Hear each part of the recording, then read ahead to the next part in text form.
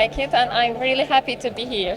Thank you. We like to come from Osteology Symposium because we like regeneration. Certainly for someone like me who's a younger clinician, it's good to see the level of these, the world leaders in the dental field and see what the results they are able to achieve.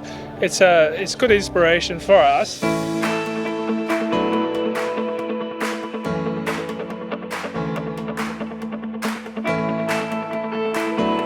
This is my first time international congress too, and I am very exciting because there are many names to implant dentistry here, and I am so very happy to know about the other cultures and the education about implant dentistry and regeneration too. It's a great place because you get everyone from international coming, expressing their ideas, their techniques, advances in technology, everything, putting it all together to provide the best care to the patients. It's a pleasure to be here and meet all the periodontists over here. This is a very interesting event to participate, and it's my second time of osteology. I came here in Barcelona with my team from hospital.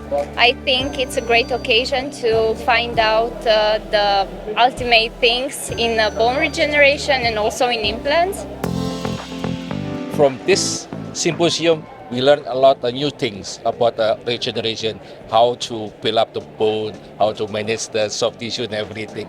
We love this symposium, osteology.